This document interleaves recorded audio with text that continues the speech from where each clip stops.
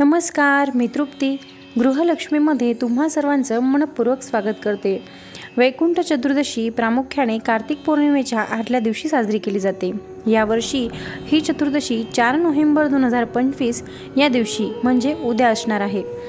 शिवपुराणात सांगितल्याप्रमाणे भगवान विष्णूने त्यांची देवता भगवान शिव यांना 1000 कमळ अर्पण केले आणि त्यांच्यावर प्रसन्न होऊन शिवाने त्यांना सुदर्शन चक्र बहाल केले।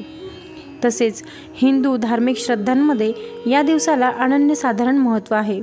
त्यामुळे या दिवशी विशेष काही उपाय केल्यामुळे तुम्हाला भगवान विष्णू आणि तसेच महादेव यांचे दोघांचेही आशीर्वाद मिळू शकतात।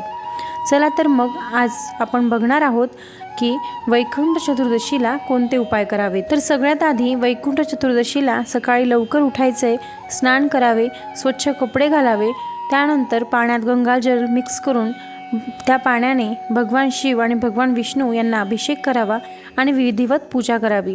या व्यतिरिक्त या दिवशी विष्णू सहस्रनाम स्तोत्राचे पठण करणे अत्यंत शुभ मानले जाते। तर वैकुंठ चतुर्दशीला असे कुठले उपाय केल्याने आपल्याला घरामध्ये प्रगतीचे मार्ग खुले होतील, आपल्या घरामध्ये सुख, समृद्धी, शांती प्राप्त होईल आणि तसेच भगवान विष्णू आणि महादेवांचे आशीर्वाद मिळतील, त्यासाठी हा व्हिडिओ शेवटपर्यंत नक्की बघा। चॅनलवर नवीन असाल तर सबस्क्राइब करायला विसरू नका। चला तर मग बघूया। वैकुंठ चतुर्दशीला तुमच्या घरातील देवघरात तुपाचा दिवा नक्की लावा।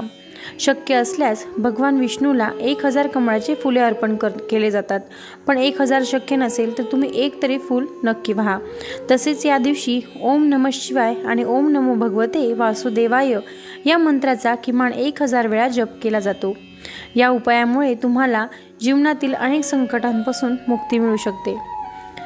नंबर 2, वैकुंठ चतुर्दशी हा एकमेव दिवस आहे जेव्हा भगवान विष्णूंना बेलाची पाने आणि भगवान शिवांना तुळशीची पाने अर्पण केली जातात।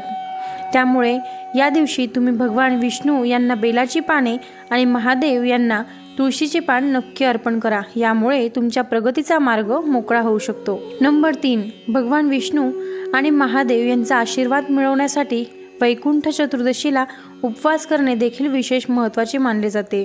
या दिवशी संध्याकाळी तुमच्या आसपासच्या नदीकाठी जाऊन 14 दिवे लावणे हा देखील भगवान विष्णू आणि महादेव यांचे आशीर्वाद मिळवण्याचा एक सर्वोत्तम मार्ग मानला जातो।